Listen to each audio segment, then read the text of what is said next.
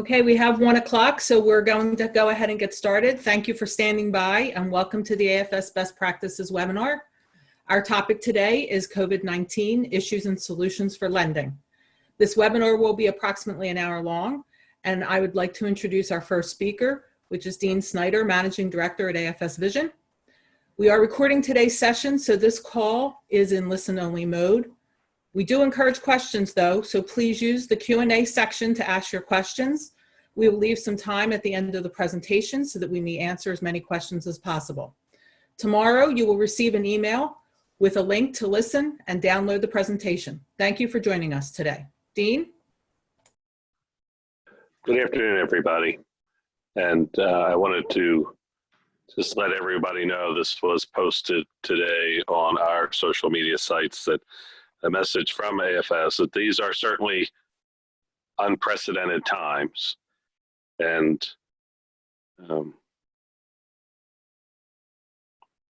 bear with me.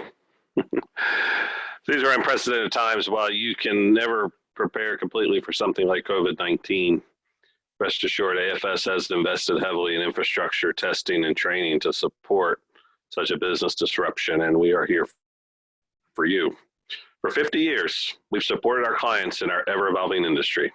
As we face COVID-19 together, know that AFS is fully operational, fully prepared to assist clients however we can, and fully committed to ensuring our employees and communities stay well.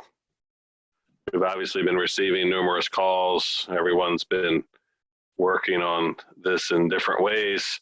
So we thought it would be effective to have a session today and talk to you a little bit about AFS Preparedness, give you a little bit of a SOFR update and negative rate update, because these are certainly popular topics as well, and then talk about the most recent developments around requests to defer billing and other loan modifications based on activity in the market, based on the government activities that are happening. So as I stated in the opening and the preparedness, AFS is fully operational and working as near business as usual as we could with most of our employees being remote. Today, I'm going to take you through a lot of this deck, but I wanted you to see that there are, of course, a whole team at AFS who is behind this, all of this process. And today, I listed some of the key names. We may call upon them to answer specific questions as we go towards the end of the session. So certainly Paul Elmer, who is the Managing Director for Level 3, Melissa Hofer, who shares responsibility for AFS Vision with me, Karen Jorgensen, and Rich Root from our professional services team. And we have Derek Wise, who supports a lot of the servicing of the AFS Vision product and its support team. Rich Coogan, comparably on the Level 3 side, and Dave Nair, one of our key senior project leaders for the Level 3 product. So I wanted you to know this is there's a big team behind all this, but I wanted to at least recognize some of the names who have been helping us in putting this slide deck together today. So from a preparedness standpoint, as I said, we're fully operational. AFS has been geared to support remote work. And in fact, just in December, we went through a drill of having everyone working remotely, you know, if the building is not accessible for some reason. So thankfully, we have prepared for something like this, not certainly the cause of it, but we are able to operate. And we, of course, been contacted by the regulators and be given our position in the market and are able to give them positive updates. All of our development work is continuing on schedule, and we do not anticipate any changes to our deliveries or support during this period, other than the obvious impact on limited travel and so forth. But we strongly believe we're able to continue working and fully support our clients as we get through this period. So just to mention a little bit on SOFR, as you know, or many of you should know, we have had regular updates on SOFR with separate webinars. So I'm not going to get into details here today about SOFR, but just rest assured that we are continuing with all of our announced plans to support SOFR. We have not had to make any changes to that for the COVID-19 scenario. Reminder that 3 of the 4 interest methods for SOFR are supported today in both Level 3 and AFS Vision. Certainly the compounding and arrears interest accrual is the topic that does require development. And as we've stated in our other sessions, we are well into the development of those solutions and have posted a delivery schedule for those code updates as necessary for both the Level 3 and the Vision products. One of the questions around SOFR we're starting to hear is, might there be an extension to the LIBOR transition dates? At this point, we are not aware of any official extension, but the topic is starting to be discussed more and more. Again, we welcome if anyone does hear anything to please let us know. Of course, we're active participant with the ARC committee, but at this point, I've not seen anything official that anything would change. So we're operating as if we're still on the original scheduled dates for SOFR. Now, from a negative rate standpoint, so negative rates have become a popular topic again. We've been through a couple of cycles with this. So 2 parts to this, the negative index rates themselves. So if you have to track a Euribor rate or a Fed funds rate, and that index rate itself is going to go below 0, that's supported today in AFS Vision. And in Level 3, we do have an enhancement available to give you that support in Level 3. And again, you can contact us if you have interest in that, and we've already heard many inquiries from our current clients about supporting a negative index rate. Now, the second aspect of negative rates is a negative all-in loan rate. So depending on what the index rate does and depending on your spread or your margin, might there be a situation where the all-in rate itself on a loan would be a negative rate. Up until this point, what we've heard from the market is that there is not a need for our clients to support this on an individual loan basis. However, we do know that in Level 3 and AFS Vision, you do have an ability to accrue a negative amount using additional charge codes. So we do have support for this process. But a question is going to be, is this really a market requirement? When this topic came up a few years ago and we talked with our clients, the consensus was there's no need to support a negative all-in rate on a loan. With the most recent developments in the market, has that position changed? That's something that we are looking for feedback. While you can, on a loan-by-loan basis, just do a negative accrual in AFS systems, it leads to many other questions around, does there have to be negative, does there have to be a change in general ledger processing or things like that? Renee, I'm going to do a double check. Are you still able to hear me? Yep, I can still hear you. Sometimes you flicker a little bit, but so that could be a head movement. But yep, we can hear you. Yeah, Verizon is telling me my internet was becoming unstable. I don't know what that means, but okay, yeah, hopefully, hopefully it keeps going. All right, so talked about SOFR, talked about negative rates. So let's talk about deferred billing. It's kind of a broad term for a lot of different things, right? So, and one of the first questions we were getting from clients was, you know, what if we have to change billing terms on an existing loan? Are we going to have to pay off our loans or rebook them and whatever? And again, the good answer is that AFS, both Level 3 and AFS Vision, is very flexible in supporting billing changes, billing schedule changes, adjusting billing amounts, doing waivers, deferring or suspending late charges, all those different things. It's always been a goal of AFS to provide you servicing flexibility so that you don't have to pay off and rebook loans if at all possible. For those that are on AFS Vision or in the process of moving to Vision, there are even more enhancements in that, with Vision being real time, You can see all these changes as you do them. You can unbill more than just the most recent invoice. You can edit a billing schedule instead of having to overlay or enter an entire billing schedule. So there's lots of benefits in the Vision platform on top of what we do in level 3. Some of the questions we're getting, so I wanted to kind of give you questions to kind of some thought-provoking. We're going to be looking for feedback on any of these, whether you had a chance to post a question through the chat option here today during the webinar, or certainly send us an email, and we will continue to share what we're hearing and our position on these things. But so some of the things to be considered. One, of course, if we're going to extend billing periods or defer billing, what does that mean to the maturity date of the loan? If you're going to defer billing for 3 months, does that automatically mean the maturity date gets pushed out 3 months? Does it just create a balloon or increase the balloon amount due at maturity? These are questions that obviously you're having to consider.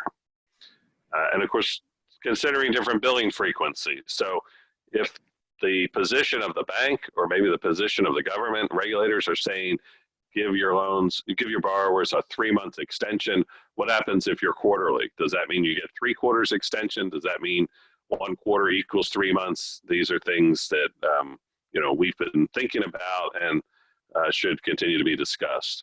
If the loan is on auto debit, are you going to be making changes? What do you need to do for those cases? Certainly, if your loans have irregular payment schedules. Again, the good thing with AFS is you can get very creative with your billing schedules and different payment plans using AFS. So if there's going to be extensions, you need to take into account some of those non-standard type loans and what's the impact going to be for them. We're hearing that some loans, some banks are going to look to change loans into an interest-only period. So if they are on an amortized P&I basis and they're going to go interest-only for a period of time, and again, then what happens to the principal that accumulates? What happens when the deferred billing period ends? And now you've got a kind of a backlog of interest accrual for 3 months or whatever. Is the customer going to suddenly get a bill in 4 months that's for a large amount of 3 months worth of interest? Well, again, AFS has the feature of negative amortization, which will say even though you have a P&I monthly payment, the system will not bill the customer more than that payment amount. If it's all interest, it will continue to bill that monthly payment amount, all interest, until the interest amount falls back below your payment, and you can start billing some principal. But the key is that all happens automatically. That extra accrued interest goes into a negative amortization bucket and continues to be used and kind of chipped away at until you're back into a more standard P&I type process. So I wanted to make sure people are aware that negative amortization feature exists. Again, exists both in AFS Level 3 and AFS Vision. And then again, that's the next point. Will the borrower be billed for all the accrued interest on the first bill after deferral? Again, if you don't use negative amortization, then yes, that's what the system would do. But neg-am would allow that to automatically be controlled without having to go in loan by loan and make manual adjustments. The other thing around deferred billing is the timing of the billing cycle. So you need to look at where loans fall, because if you're using lead days, say it's 10 lead days, if you're between the bill date and due date and you want to do a deferral, you need to look to see what's the impact. Are you deferring the most recent due date? And then that could be in the future because we're billing lead days. It's just something that needs to be considered as you look at your what your policies are going to be. So those are some of the billing issues that we're hearing about and some of the things you can do in AFS. Other considerations around delinquency, certainly with late charges. So let's say a customer is already delinquent prior to the COVID-19 period. What are you going to do about them? Do they get brought current, or is it because they were already past due that's still tracked that way? It's something that needs to be considered. Certainly you want to look at, are you going to suspend late charges during the interest deferral period. AFS in the second bullet here has the ability to assess late charges and automatically waive them. So it's another parameter in our late charge formula processing. What that allows you to do is measure the amount of lost revenue that you would have received had you not made any changes, and continue to assess and collect late charges. So just be aware that there is that parameter to automatically assess and waive that gives you some additional information and tracking. Again, is there a maturity date impact? Will you be extending it? What's the effect on the balloon amount? Do loans stay past due, or is the bank forgiving any past due amounts, kind of as I stated earlier? Will the borrower be due for all accrued interest on the first bill after the deferral period? Again, back to that question, whether you're using negative amortization or not. What's the impact going to be on past due if they suddenly get a bill for a large amount of deferred interest? Another question we've heard is about impact to credit bureau reporting. So there is an option, in AFS to report loans to credit bureau, and a question would be, what's the impact of COVID-19 on that reporting? I don't know that we've seen anything official, but we've heard from different banks that there might be, maybe the credit bureaus might be issuing a new status or new code or some type that would allow you to indicate that these loans are into a special reporting status. This is, again, something we're looking to hear about. We're monitoring with the credit bureau vendors as best we can. If you have any updates to that, if you want to share them with AFS, we can in turn share them with the rest of our user community.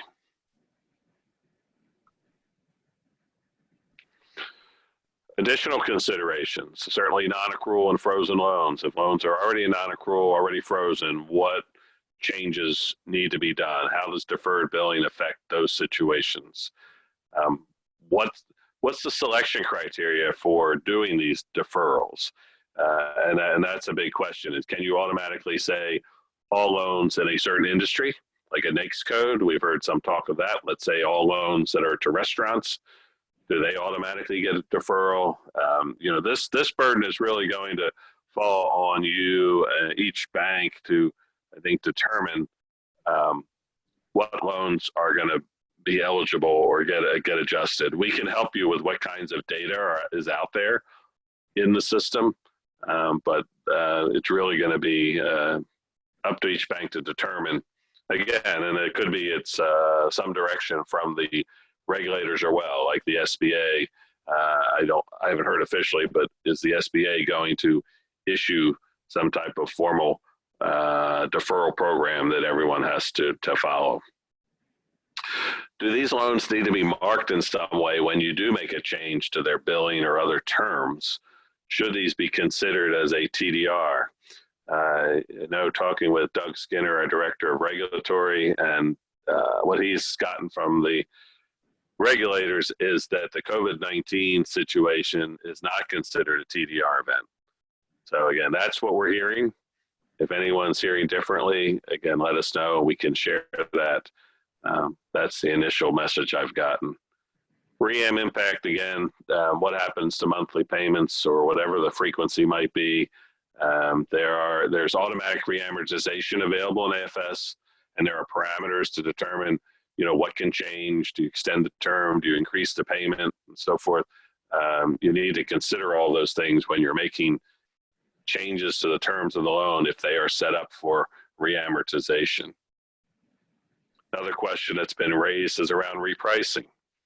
What happens to pricing options? You've got a 30-day LIBOR and you go into the deferral period. Does that affect the pricing options for the borrower and so forth? Kind of thinking that it's not, but it's something that needs to be considered. Okay. The SBA programs, as I said, are they going to be dictating changes in terms? We're carefully monitoring that. We're hearing some talk about the different SBA programs that might have certain directives based on what program the borrower is in. Will this apply to scheduled balance loans? So in level 3, we have a feature. Renee, am I still here? Yep, you're still here, Dean. Okay. In level 3, we have a feature called scheduled balance loan, where the loan follows an actual amortization schedule. I think these act a little bit differently, and if you're going to be making changes to those terms, because they're kind of locked into the amortization, it appears right now, as we've looked at it, this may be the one case where you may have to pay off and rebook a loan, depending on what kind of changes you want to make to that. And again, we're continuing to look into AFS to see what things we can give you that will help this process. So again, if you are doing any scheduled balance loans, they're not as common these days, but depending on your portfolio, it's something that you need to take a look at. And certainly from a syndicated loan standpoint, again, in AFS, you know, a syndicated loan has all the features and functions available to it as a regular loan. Another big advantage with the AFS platform. So any changes you need to make, billing or accrual, so forth, late charges, they can be done on syndicated loans just as easily. But of course, with syndicated loans, if you're the lead, you have to ensure that you are notifying all the members or what you're able to do. Okay. I know I'm hitting you with a lot of stuff. You know, our goal was to kind of give you what we're hearing, give you some of our answers, and we will continue again in these communications. So I wanted to reinforce what you have today, because this is a question where, you know, I know you're getting from the executives all the way down, is, you know, what can we do in AFS? Are we going to need to get new code, new delivery, so forth, for this deferred billing? And the answer is no. You've got a lot of tools in your arsenal today with the flexibility and functionality of our systems. You can change billing schedules, you can adjust billing amounts, you can waive, defer, suspend late charges, you can re-amortize loans automatically or manually. Again, with AFS Vision, you've got added enhancements with unbilling multiple invoices, and in AFS Vision, we actually track the paid amounts per invoice. So it enhances your ability to manage your delinquencies and past dues. And again, in Vision, you can edit a billing schedule. If you need to just change the bill and due date, you can just go in and change those two fields. You don't have to re-enter the entire billing schedule. That would be a big operational savings as you deal with these on a more of a bulk basis. And then in AFS Vision, you know, the loan exceptions and billing errors that the system creates as safeguards, they're all done in real time. So if you have one, you have a loan exception or billing error and you go and make adjustments, you can see in real time in Vision that exception or error has been cleared, and you don't have to wait till the next day to check that. So again, another big benefit of going to Vision. So next steps, I didn't even time myself. Wow, I'm doing this a lot faster than I thought. So we'll have time for questions. Next steps, we certainly will schedule additional webinars. We'll determine what the frequency is. Maybe we'll do these weekly. It depends on, you know, what we're hearing, and let us know what you think is beneficial, and if this is beneficial today. We'll take questions, and whatever questions we get that we can answer, and even if there's some we can't answer today, we will look to publish those to everybody, so you get an ongoing a record of information. Again, we very much welcome your input into this process. We want to be able to support you, as we always have, in whatever ways we can. You probably know that AFS is celebrating our 50th anniversary. I believe within a couple days. It's the actual date is in March, and we're very much looking forward to another 50 years of joint mutual success with all of our clients. So Renee, I think Renee is going to help manage questions. If anyone wants to go through, I'll turn it over to you, Renee, to give direction. And as we get a question, I may direct it to someone else on our team who's better equipped to provide a response. Thanks, Dean. So there is a Q&A function on your panel. So if you would use that to enter questions. And then Dean, if you would click your Q&A bubble, you'll see that we have several questions already queued in so that you can take a look and see if you're answering them or if some of the other folks that we have on the line as contributors will be answering. Okay, thanks, Renee. Sure. So I think one question was about supporting a floor rate on an individual index. I think I might ask Paul or Paul Elmer, somebody from your team. You might be able to comment on. I think we've looked at this topic, Sure. or maybe even addressed it previously. Yeah, Dean, certainly there is a, if you're talking about an individual index, there is a floor that exists today. The one difference is that with the negative rates enhancement, we altered the edits around that to allow you to enter a negative number on that floor. So if you have a prime number, for example, 001, and you wanted to floor it at 1, you can do that today.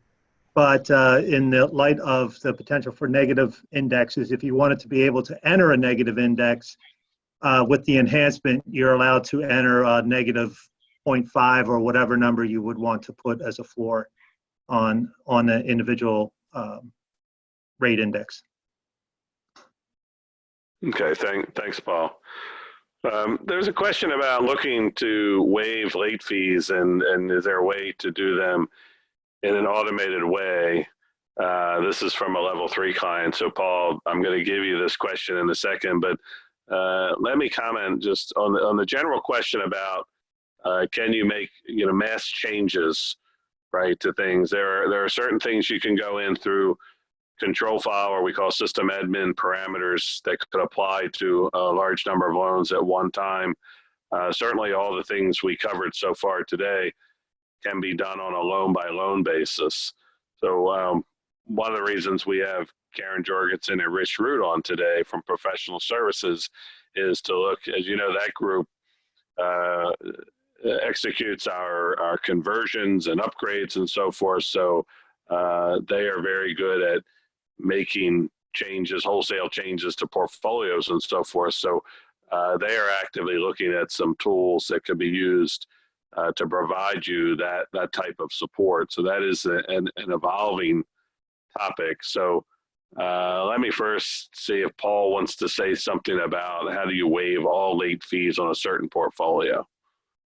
Yeah, I think, Dean, it depends on the situation, right? So if the fees have already been assessed, there's like you said, there probably have to be some sort of mass maintenance type transaction to performed against that pool of loans to waive those. However, if you do have loans that are tied to a particular formula, you could also maybe change that formula on the control file to say method of assessment would be the assess and waive if you want to track what was in there, so that any additional late charges that would get assessed would automatically be waived. Thanks, Paul. And again, for those that are asking, you can certainly then continue to contact us directly through email. You can send in through C1st, so we have a tracking mechanism for your call and so forth. So we can continue to work on this individually. Karen, excuse me, do you want to say anything about how we are looking at some mass change capabilities? If we're for late charges specifically, and when it does differ between the level 3 product and the vision product. On the level 3 side, there are certainly many routines that we already have at our disposal in terms of being able to read files, figure out what the late charge receivable is or what the late charge due is, and create waive transactions for that. So that's pretty straightforward. Also, if there are any data fields that need to be reset or something like that. On the vision side, for late fees particularly, we do have we have a capability that we are working with that is part of our inbound interface process, and we can create the API updates for certain fields and things like that. So we do have a capability there as well.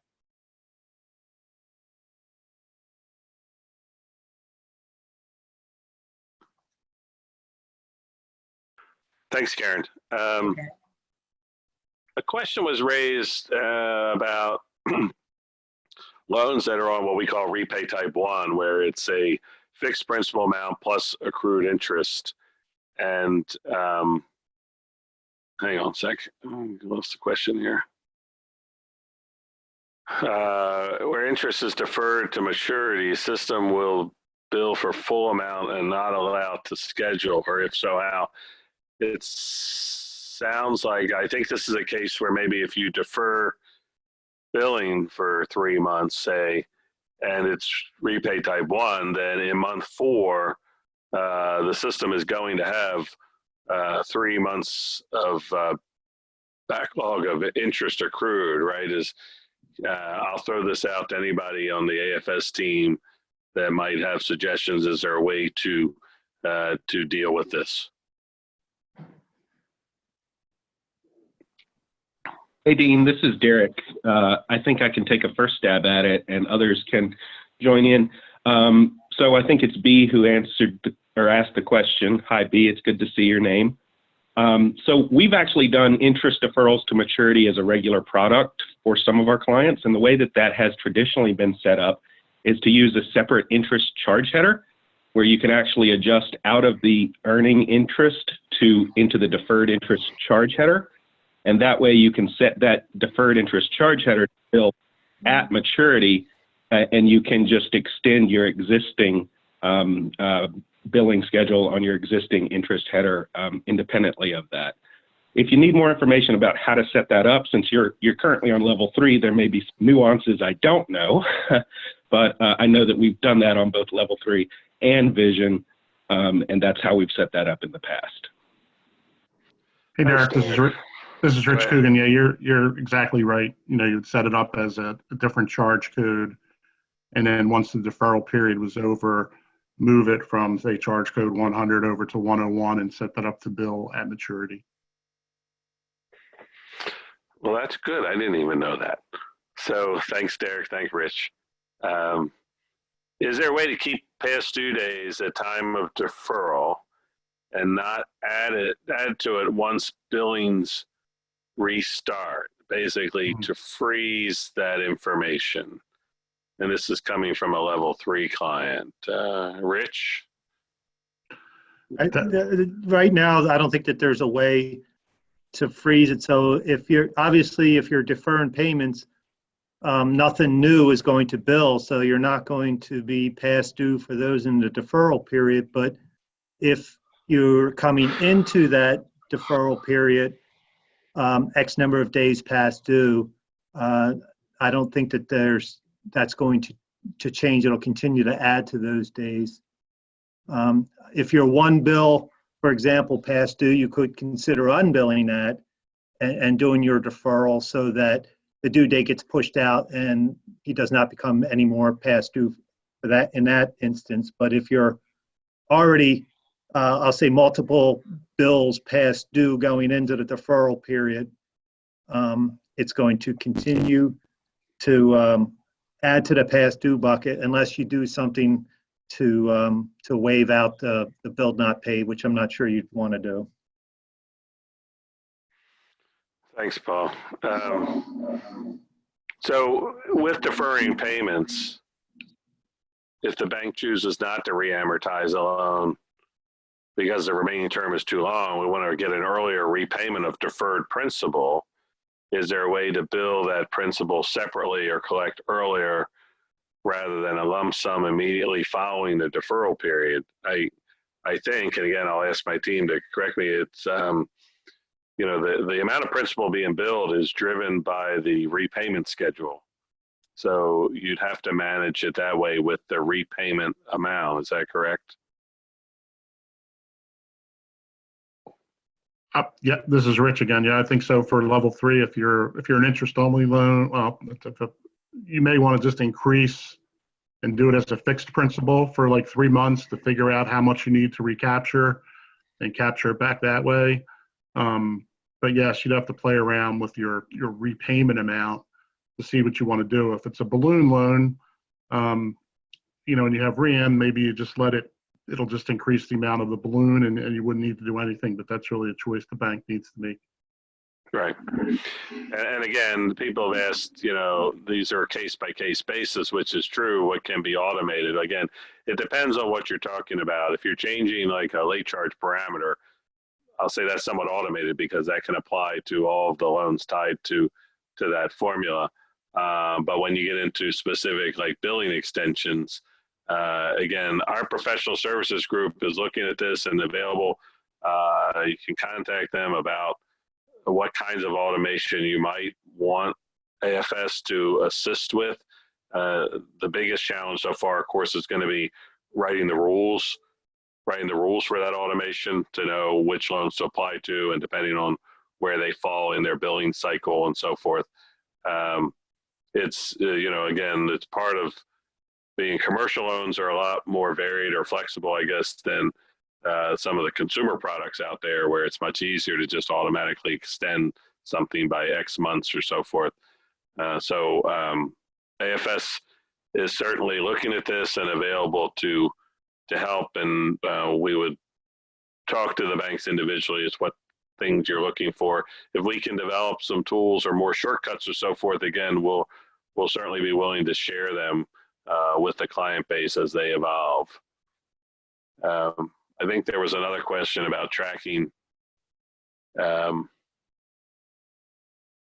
what happens to principal plus interest loans that are being deferred. So I think we answered that.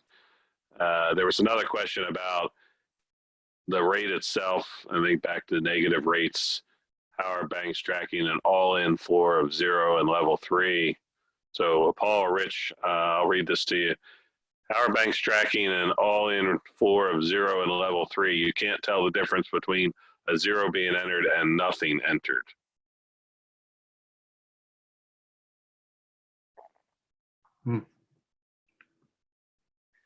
Well, I don't know. I think we might have to look into that one.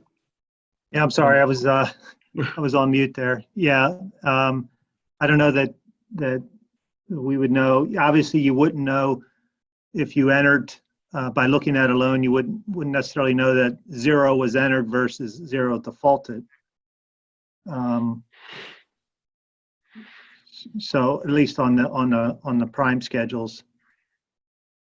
So I don't know that there's necessarily a way to designate it unless you, you know, with the negative rates enhancement, there is a field on there that we added, like an indicator on a reference rate floor. Maybe that could be used in some capacity to denote whether or not you've specified a negative all-in rate or not. But purely looking at the prime schedule or an inquiry, you're not necessarily going to know a 0 versus an entered 0 versus a defaulted 0.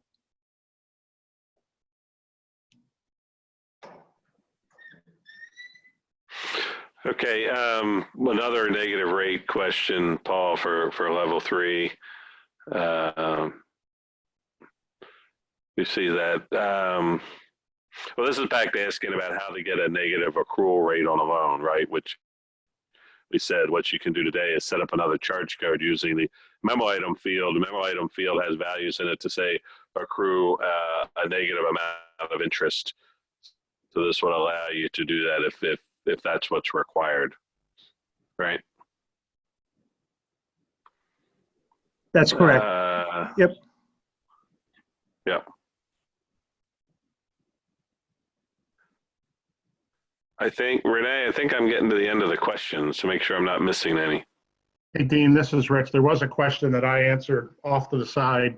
You know, maybe that would be good for the whole group. If you're using our auto non-accrual functionality, so if you're saying, you know, they go into non-accrual 90 days past due, you may want to turn that off during this period. I know a lot of banks don't use that, and they manually put loans in non-accrual, make that decision. But if you're using the auto non-accrual and, these loans become delinquent, you may want to turn that off for the time being. And then you can turn it back on, when this is over. Right. Thanks, Rich. Mhm. So one thing I wanted to add in closing is another recent development, of course, in the last couple of days has been from a liquidity standpoint, things we're hearing and seeing is, of course, borrowers drawing down on their lines of credit for liquidity purposes. And then also, I think in anticipation that there could be an influx of new loans as banks offer COVID-19 type loans or financing and so forth. It looks like there could be an influx of having to create new loans. So if you haven't already been considering that, here's your warning shot as well. It's something it looks like it's going to be coming down the pike. Again, we appreciate everybody's time today. We hope that this session was helpful. We'll publish notes from this. We'll look for feedback and see when would be appropriate to schedule another update. I'm thinking we'll probably do one on a weekly basis for now, since things are changing so quickly. But again, rest assured, we are here to support our clients and help you and everybody weather through this unprecedented event. So again, on behalf of AFS, we thank you for attending today, and we wish everyone the best. So thank you very much. Thank you all.